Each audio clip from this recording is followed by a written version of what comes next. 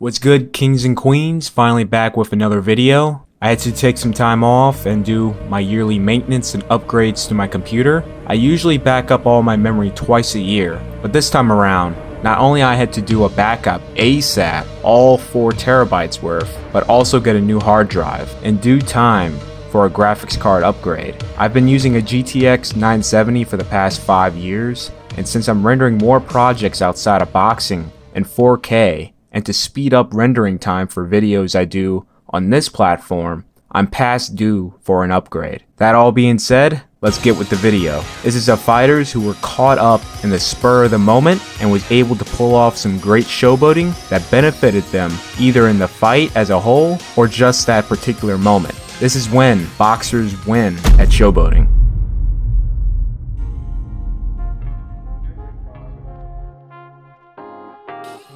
Pretty savage here. Something straight out of anime here. Golovkin purposely lets Wade get some free shots in, pummeling him to the head, then to follow up and drop Wade in that very same round. This is the Willie Monroe thing. Yeah, he kind of lets the guy hit him a little bit. Show him that he can't hurt him. This is a pressure fighter. And down goes Wade for the second time. I don't think he'll make it back on Again on the right hand. Coming in the closing seconds of round 4, Rosado started egging on Lemieux to come in and fight while he was in the corner. Lemieux, a bit gassed out, bit on Rosado's bluff, thinking he was in trouble. Rosado quickly lands on Lemieux, backing him up, then to pretty much land all of his shots he threw on David to end the round off big. Right in Brooklyn. This is why the fans love David Rosado. Win, lose, or draw. He always brings it. I don't think I've seen a fighter be humiliated in such a fashion as Perez was against Broner. Broner's improv dance move was well executed and quite offensive for some viewers because of the pre-fight spotlight discussing Perez's upbringings. Shortly after Broner did that, he knocked Perez out in the following round. Good straight right hand and down goes Perez. And he's not going to make it. That's a spectacular performance. Yes, it was. I know Perez is not. Besides Wilder doing his best Broner impression, and it somehow worked in his favor to land several big shots. This clip here, if he wasn't fighting a guy like Duhaupas, this would have never happened. Good right hand by Wilder. Wilder out here gyrating obnoxiously like one of those people who use custom characters with max stats on Fight Night Round 4, being cheap and taking advantage of the pairing flaws in the game. And again, this somehow works. Wilder lands another big shot and has Duhaupas in trouble. They do. And the big uppercut by Wilder. Does he have enough to finish Duhaupas? Hamed lands a perfect hook, dropping Leando. His hands never touch the canvas, but he should have been given a standing 8 count. Hamed, in between knocking out Leando on his feet, poses, then to follow up and knock Leando out with the following blow. Referee, because this fellow's legs are stiffened on him. Now the referee should stop now, Rich. Yeah, he's over. That's the last thing we want. Diego De La Hoya looks up at his corner, then smiles at Santomoro, faked throwing a lead to land a perfect uppercut. J80 stopped the fight right after that was landed.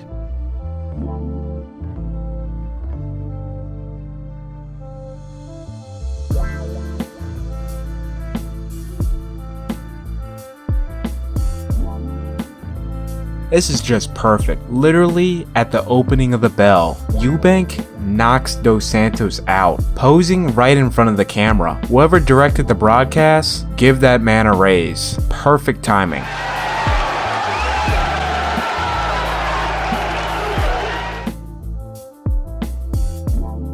This could have been the first fight I recalled, and the man just put on a show. To top it off, when he dropped Laura for the final time, he stared at him, eye to eye, and followed him as he was falling to the canvas. 3, 4, 5, 6, 7. Orlando Lara has had enough. He made that clear, walking to his corner and talking. Canelo, for 30 seconds straight, was able to do his version of the Ali Shuffle, which almost reminds me of Mexican horse dancing. then to drop his hands and with head movement alone keep Trout waiting and overthinking, then to land a perfect jab when Trout least expected it.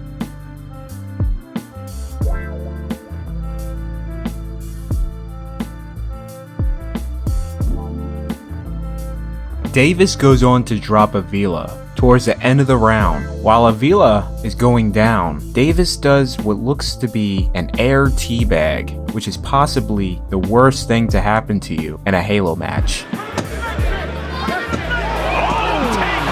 him.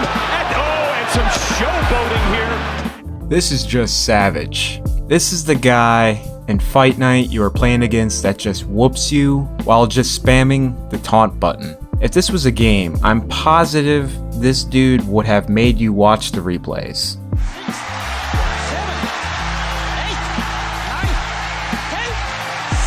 9,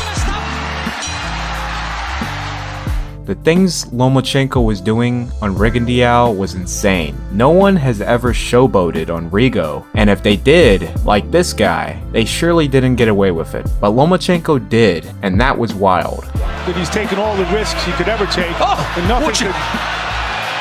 This is just Augustus' style, and it just works. Everything landed, and it was just beautiful and entertaining to watch. It's unfortunate the judges didn't see it that way. Augustus puts on an absolute show, and if you're watching at home, he had you on your feet excited, and the judges got all butthurt and robbed the man of a fight he clearly won. Like a clown tonight, but he also acted like a fighter. He also fought like a fighter, and he won this damn fight. Don't have an even score. That's not a majority You're decision. telling me it's a majority decision. Do you know the rules of boxing? Judges scored it with one box. No, it's only a majority decision if there was an even score. There's no even score here. You're an official, right? You're an official of the state. Well, then you don't understand how to score. This is possibly the nimblest I've seen Butterbean. Like, wow, step aside. Ali ain't got nothing on this man. We all know where McGregor stole his moves from now. This man is the originator. This is what peak performance looks like, ladies and gentlemen. Take some notes.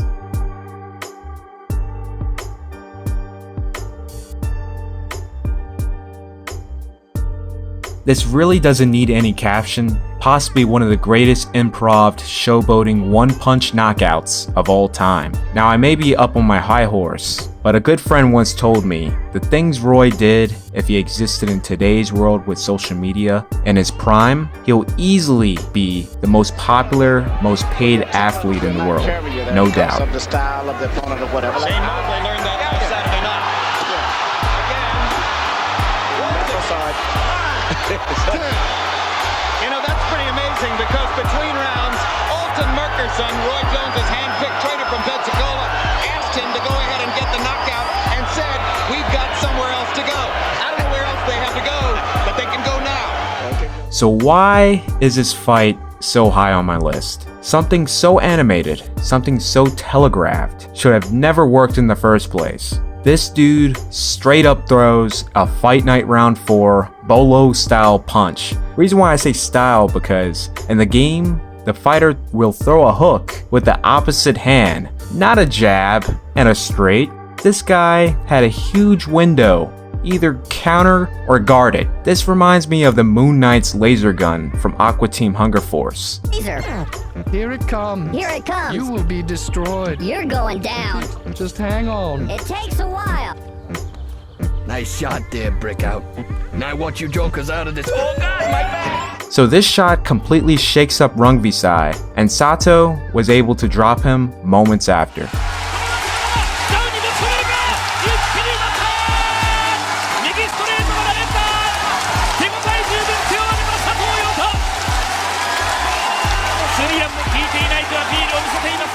And on top of that, this is when boxers win at Showboating. For another installment, be sure to like, and if you're new, subscribe. Follow me on Instagram for more video updates, boxing news, memes, whatever. I'm Office Honcho, and I'm out.